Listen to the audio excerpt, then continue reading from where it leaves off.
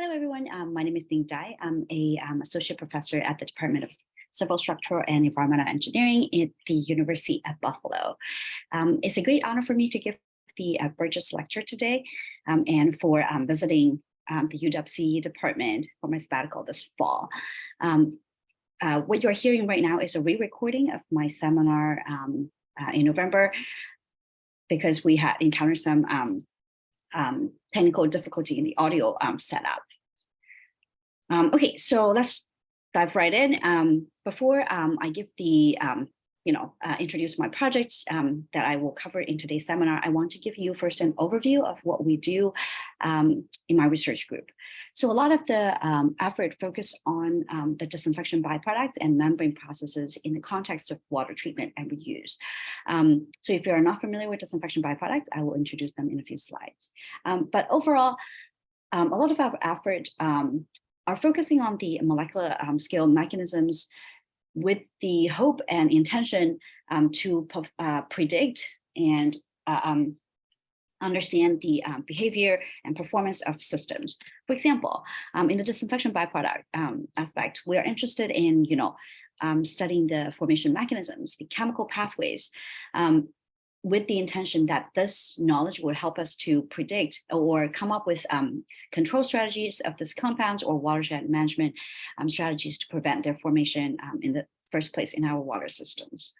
And on the membrane performance front, we are interested, for example, how small organic molecules, many representing contaminants of emerging concern, such as disinfection byproducts, how these compounds transport through the polymer membranes. On the other hand, when we have these polymer membranes, how do they degrade over time when we put oxidant or disinfectant into the system? What fascinates me a lot about engineering systems is that in our design, in our daily work, we are trying to we're trying to balance many different competing objectives. And it's certainly so in environmental engineering, right? Because we want to maximize the system performance without inducing unintended consequences. And that's what we do. So today's talk, I will cover some example projects under these two categories. Outside of what I have on the screen right now, my group also does a lot of sunlight photochemistry on environmental surfaces. And I don't have time to go into those today, but I would love to have an opportunity to, exchange ideas with you on those when time happens. So, all right. So the next thing I would like to do is to acknowledge the students who contributed to the work that I'm presenting today. So Zach and Tashfia are two senior graduate students in the group who contributed the work I'm presenting today. And specifically, I would also like to acknowledge Jala Xu, a former student who contributed the work that Zach's current work is building on. And Dr. Putumanalam is my collaborator from the materials department at the University of Buffalo. And I am also very appreciative of my research group. It's great fun working with them and also the funding agencies. So let's go into the first project. That is a story about how we explore the Indole Moiety as a nitrogenous DBP precursor. So let's talk about disinfection byproducts. So what are they? We know disinfection, which is important, right? Because they inactivate pathogens such that we don't get a waterborne disease from drinking water. And disinfection is actually one of the greatest, public health achievements in the 20th century, significantly improved, life expectancy in the public. However, the disinfectant that we use can also react with various water constituents. Many of themselves are not harmful to convert convert these constituents to form disinfection byproducts. Most of the disinfection byproducts are present in low concentrations. They're nanogram to microgram per liter level. However, they represent a chronic exposure burden. And some disinfection byproducts are indeed probably human carcinogens. So that brings us to the first, challenge, right? So how do we balance the microbial or biological safety of the water that's from pathogens and the chemical safety related to disinfection byproducts? So currently, the US EPA regulates 11 disinfection byproducts, and here are some examples of them, so like the trihalomethanes and the haloacetic acids. What maybe in the last few decades people realize is that we have different new water constituents in our waters that lead to the formation of emerging disinfection byproducts. I would like to, qualify these new and emerging. Some of them are genuinely new because we are, putting out new synthetic chemicals into the environment every year, right? A lot of them, and some of them can serve as precursors to the disinfection byproducts.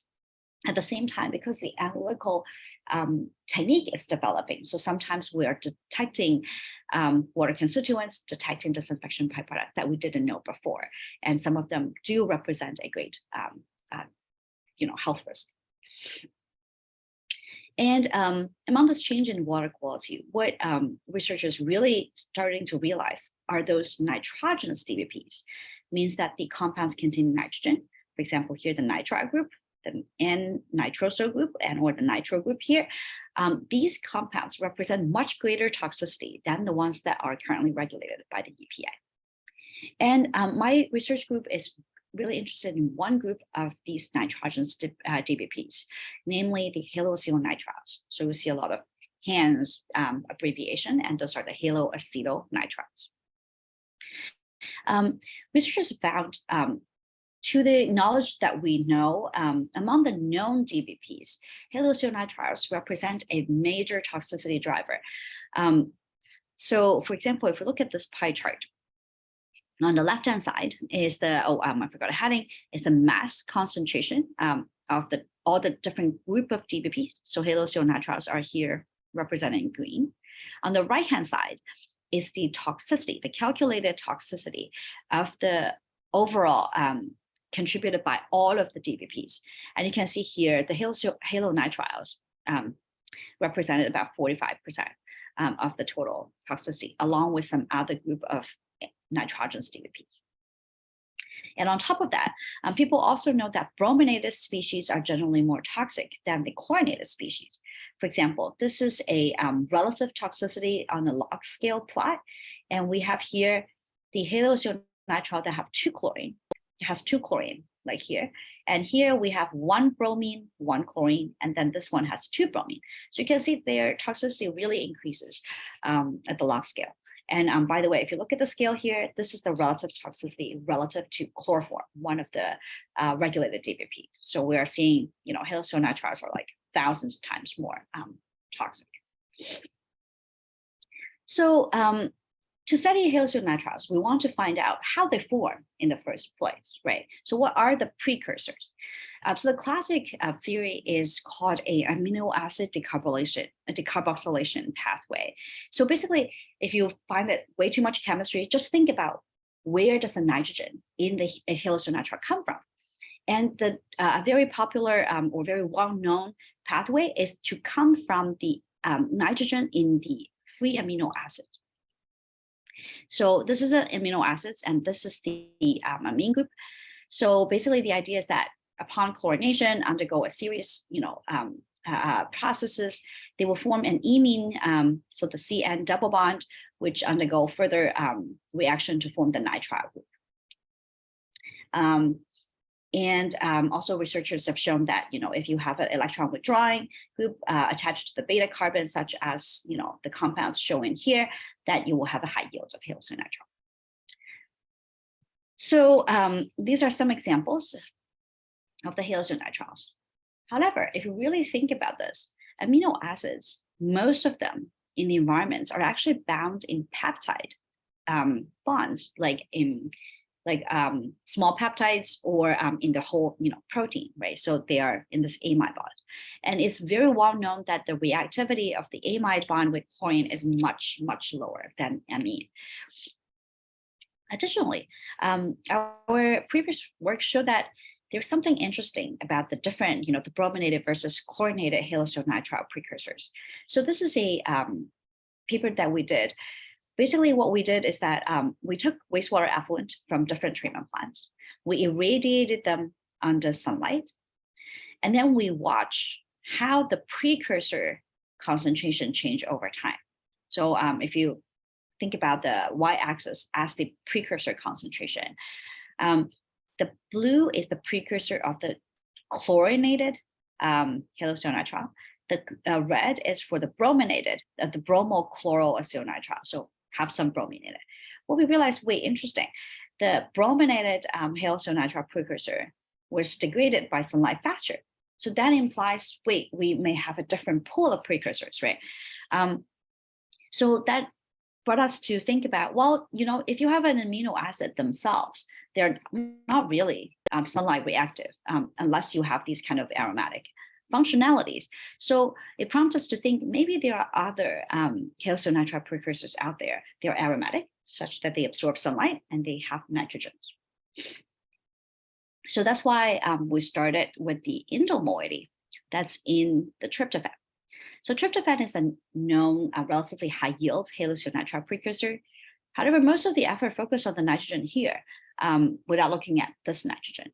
And the reason why we are interested in the indole group is that, as we said, tryptophan has this aromatic nitrogen containing functional group. And also our research, as well as many others, have shown that the fluorescence signal of tryptophan-like moieties correlate with the haloacetonitril formation potential. So this is an excitation emission fluorescence matrix. So basically the idea is that in this 2D matrix, the signals here represent constituents that are like tryptophan.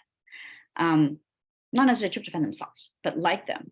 And if you plot the tryptophan fluorescence, tryptophan-like moiety, the fluorescence intensity with the formation potential of the HANs, they do have a very good correlation. So, and then we think about, wait, which is the moiety that fluoresces? It's definitely not this part, it's this part, right?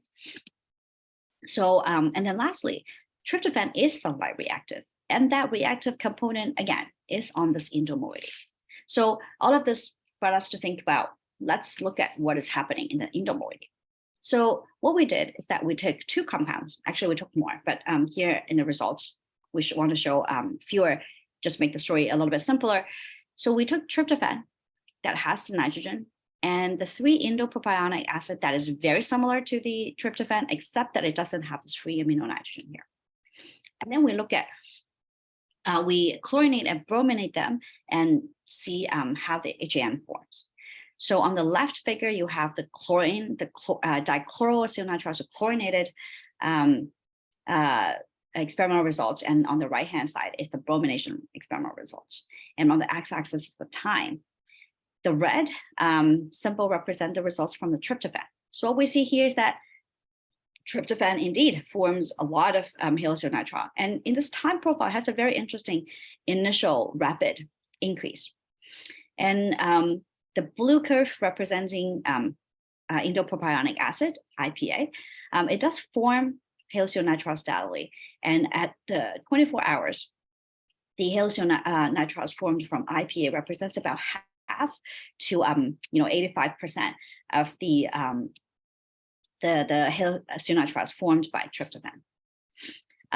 So we can see this percentage is greater in the bromination case.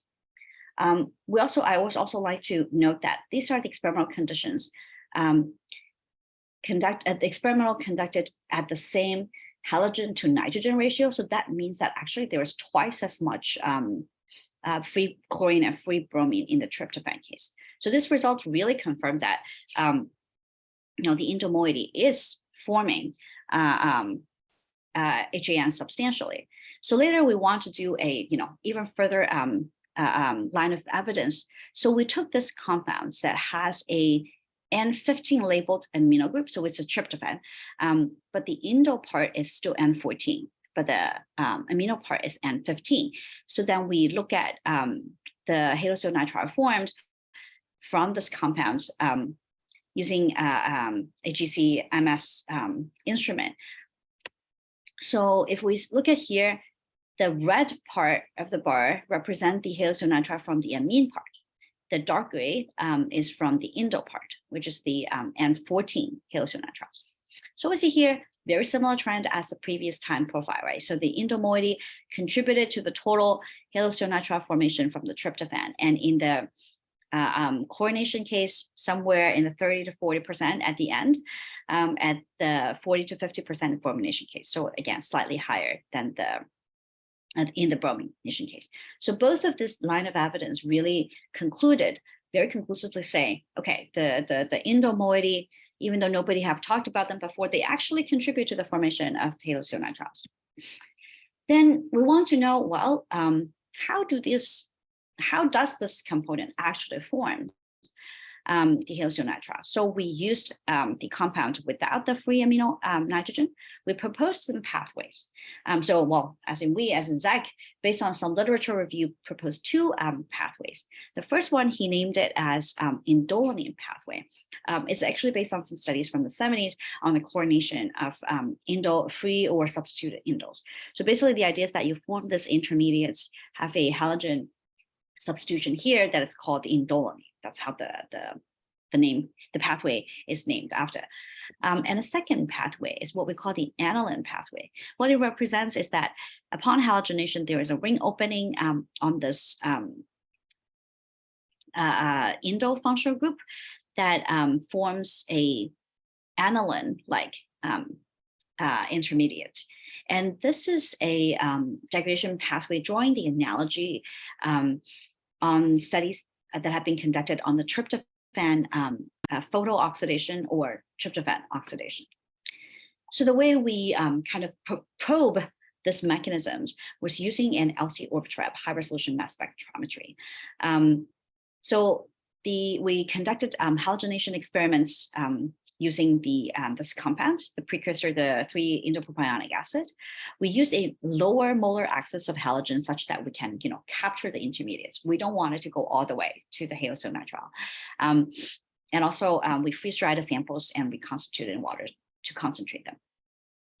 And using the LC-Orbitrap. So I know many of you in the department actually do high resolution mass spec. So if you are unfamiliar with it, basically you can think about this as a tool, a new mass spec tool that, because of the high accuracy of the mass, such that we are much more confident in the molecular formula that it generates, such that we can more confidently say, okay, this intermediate is likely to be that one. So we, using the LC-Orbitrap in 2 molds, we first do a full scan, and then it's kind of similar to a suspect screening workflow based on our proposed pathways. And then the second one is once we see this potential intermediates, we further fragmented them such that for further structural elucidation.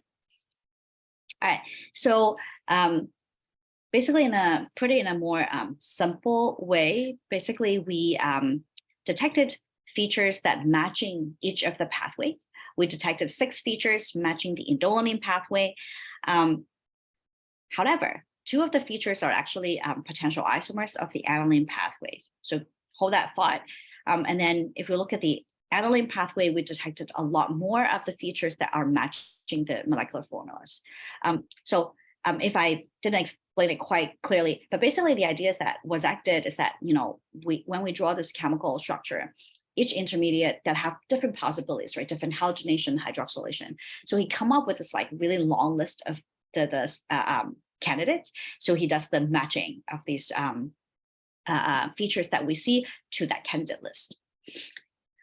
All right, so we, based on this, come back to like in the aniline pathway, we definitely see more potential matching of the features. So we, Zach look back and say, well, how do we communicate confidence of this, matching? And of course, everybody goes with this very well-cited Szymanski skill as kind of a standard of the community. However, he also realized that in unlike some of the work that are using high resolution mass spec to identify small molecules in environment matrix and or commercial products, here we are really starting with known compounds. So we are kind of almost always starting with a known structure to begin with, and then kind of build up. So in this level 3, he further kind of gave a final resolution of what those would be. For example, you can have a level that the probable structure is more tentative, because we cannot, based on the site, based on the fragmentation, we have a probable structure. However, we cannot decide where the exact site of the halogenation is, and that is usually a challenge in DBP kind of intermediate identification, because the halogen does leave preferentially during fragmentation. So, but basically, this is what Zach wanted to communicate, the confidence. But let's actually see a little bit more what the story is about here, is that we used fragmentation to kind of identify or to give better information about the structure, such we can differentiate the potential isomers that would happen in both pathways. So for example, if you remember earlier, I said in the Indole pathway, we identified 6 features, but 2 of them actually were possibly an isomer or actually a compound in the aniline pathway. So Zach, what he did is that he find these features, he asked the MS to fragment it and look at the fragments. So if you look at the fragments, for example, based on this fragments, it's very clearly that this compound, that the feature that we see is not an intermediate from the Indole pathway, but rather one from the aniline pathway. So in conclusion, is that we use all of these kind of mass spec tools to probe and investigate a system. We overall identify many more candidate intermediates that are from the aniline pathway. So the aniline pathways is our, go-to. So what is, that's great. Zach is writing the manuscript, hopefully to be published soon. I hope to submit it soon. And then the next question is that, so what next? So what really intrigued us in this process is the identification of the aniline intermediates, because this pathway can really help us to think about a broader suite of compounds.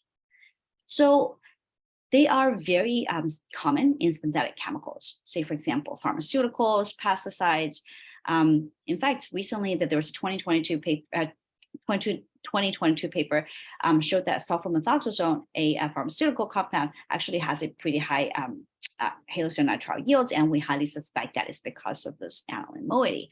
And aniline also have a lot of derived structures such as amide, arylurea, tertiary, secondary, and tertiary amines. On top of that is in a collaboration between my group and Dr. Jindor Ju's group, who is a water quality modeler, we have noticed that at least in the Illinois River watershed, there was not a lot of the non-urban land use can potentially contribute halocyanitrile precursors. So that made us to think about, what else? What are the other synthetic chemicals out there that come from, non-point sources, for example, agricultural runoff.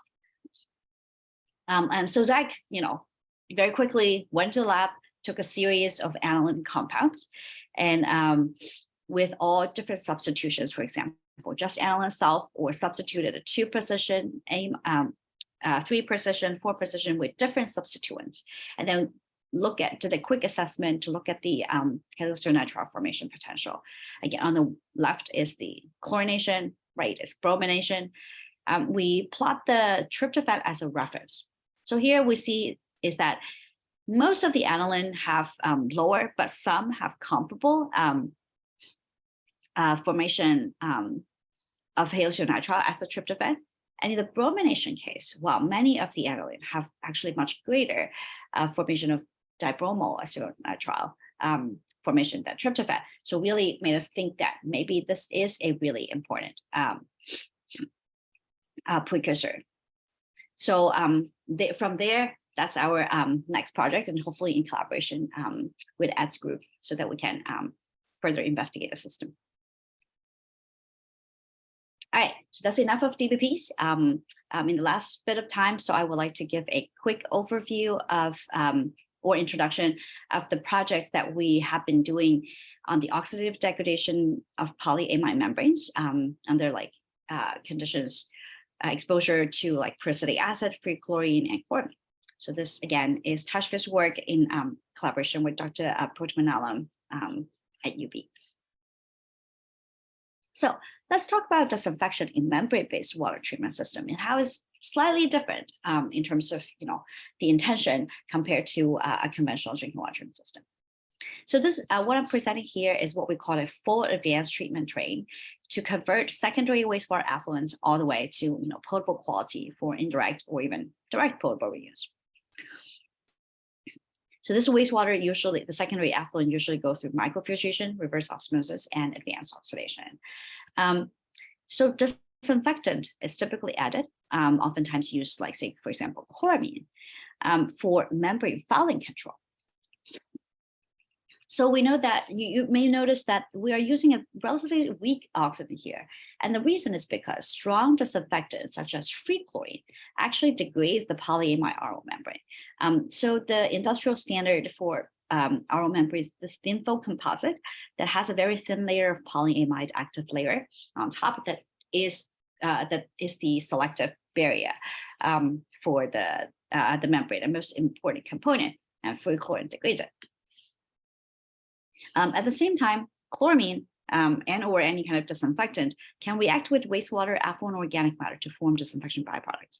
In this particular case, for example, NDMA and nitrosyl dimethylamine is actually formed pretty prevalently between chloramine and wastewater, effluent, organic matter. And some of these small molecules, very highly toxic. Both of the ones that are listed here are very toxic.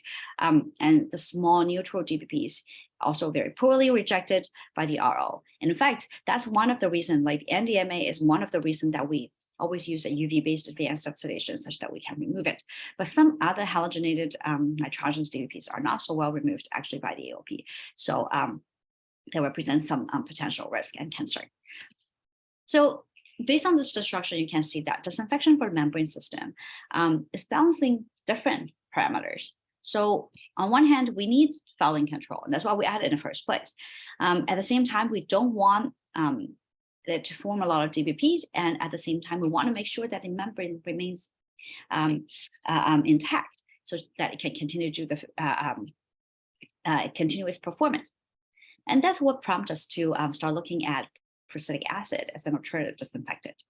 From a microbial inactivation perspective, we conducted some bench scale and also pilot scale experiments, along with many others in the field.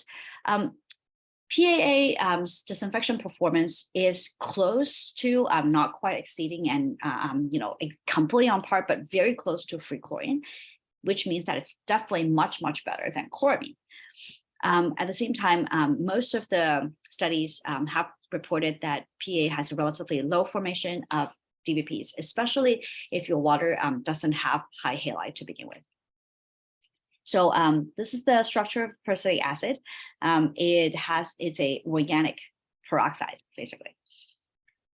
So the knowledge gap here is that, with this three-way balance, we know the fouling control related to disinfection strengths, DBP control. So now what is the polyamide compatibility of PA? That's the remaining question. So in an earlier collaboration with Dr. Boyaxiong at the University of Minnesota, we used commercial polyamide membranes and compared its membrane compatibility with free chlorine. So here is a figure showing the pure water flux. So basically, if you look at the figures, that whatever the curve that you see, if it's closer to this gray dashed line representing a pristine membrane, that means whatever that we are adding into the water does not harm the membrane. So you can here see the curve for PAA in green and the red for chlorine. So we can see overall the performance of PAA exposed membranes is much closer to the pristine membrane compared to the free chlorine exposed membranes. However, we obviously want to caution us to think about, well, these preliminary experiments definitely suggest that PA led to relatively small changes in the membrane performance. We want to kind of dive further. How is that membrane performance change versus the change in the polymer structure and property at the molecular level? Because the truth is that the latter is more important in terms of predicting a long-term membrane stability. So that's when we move into a new kind of platform of probing this mechanism. And that's where Dr. Porto-Manalem's expertise came into place. And then the technique that we're using is called a quartz crystal microbalance with dissipation. Basically, it's a very sensitive balance detecting small mass changes on the surface. It relies on a piezoelectric materials that vibrates under a certain electric voltage. So later you will see a lot of figure that looks like that. So in the axis, you have time. On the y-axis, you have the change in the frequency of the vibration. You have a change in the dissipation of the energy. So usually, if you have a solution pass through on top of a quartz crystal microbalance, like the quartz crystal, or you can call it the sensor, if whatever is the solution does not interact with the surface, or there's nothing in the solution, like a DI water, you have no change in the frequency. So if you have something in the solution that interacts with the surface, then means mass is gaining on the surface, then the frequency will drop. And the drop in the frequency can be related to the mass change on the surface. And sometimes you have a rinse that it will remove mass from the surface, and the frequency change will be positive, as in frequency will increase. At the same time, you can have a change in the dissipation. So basically, overall, the idea is that when frequency drops, that means mass accumulates on the surface. When dissipation increases, that means that the attached mass becomes more viscoelastic.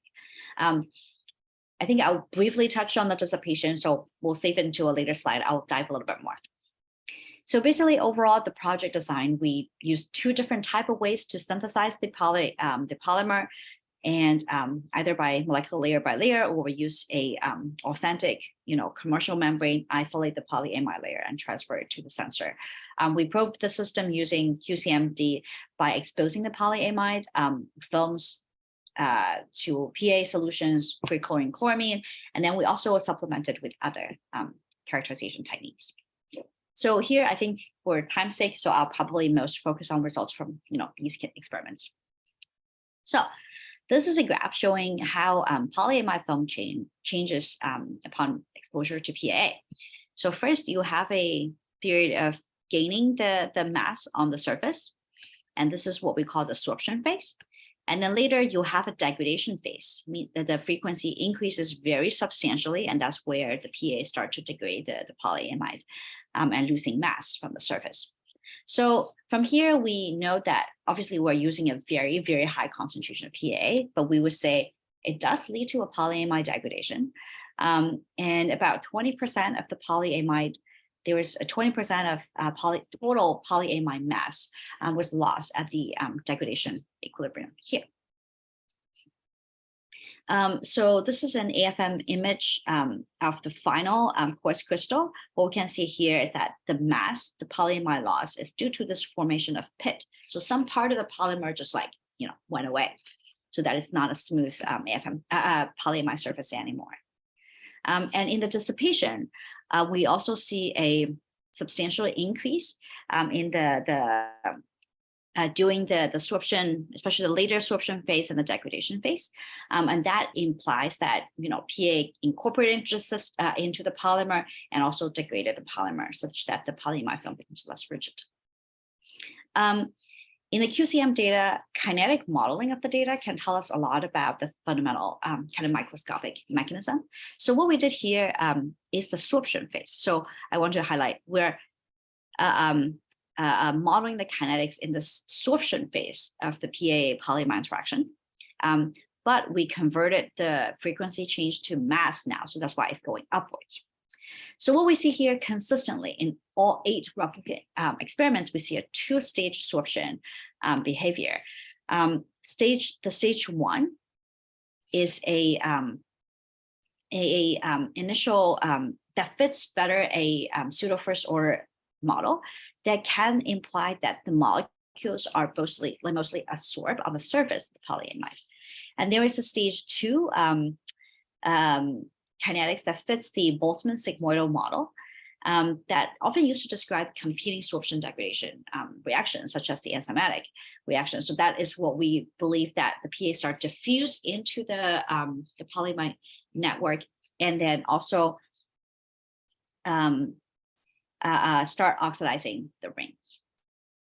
So how does PA compare with free chlorine? So the bottom figure is what you have already seen, the PA results, and then the top figure is the free chlorine results. So we can see here a very rapid change in the frequency, such that we need to kind of zoom in.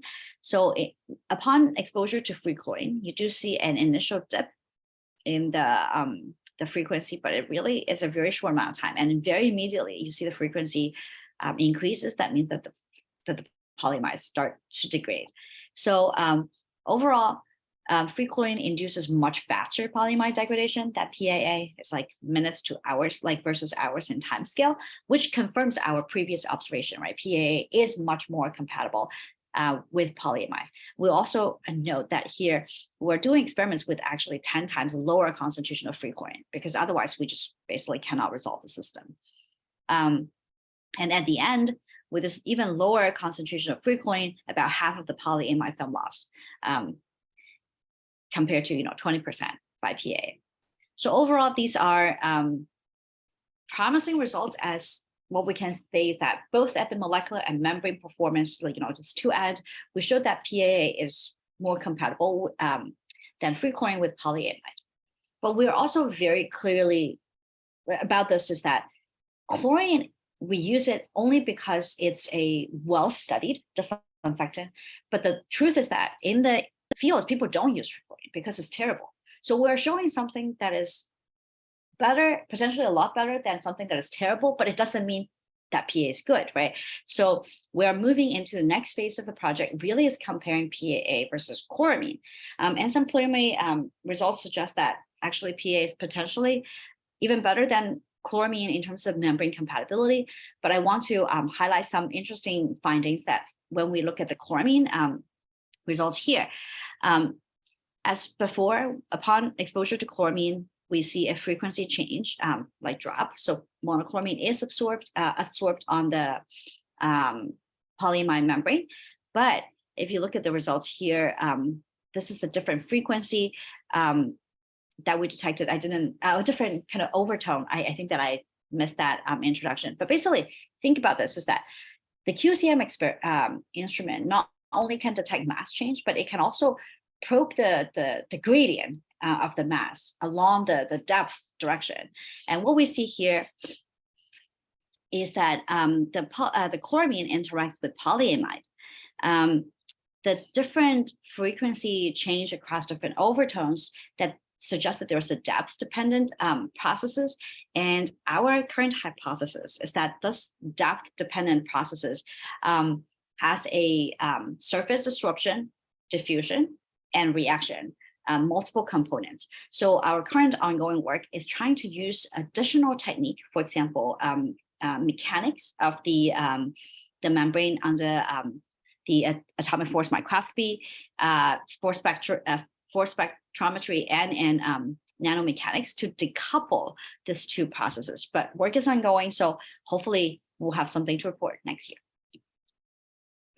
All right, so as a summary, this is the idea of the oxidative degradation of polyamide membrane. We try to use a new platform to study the process, and I learned a lot about these systems from my collaborator. So it is a fun process.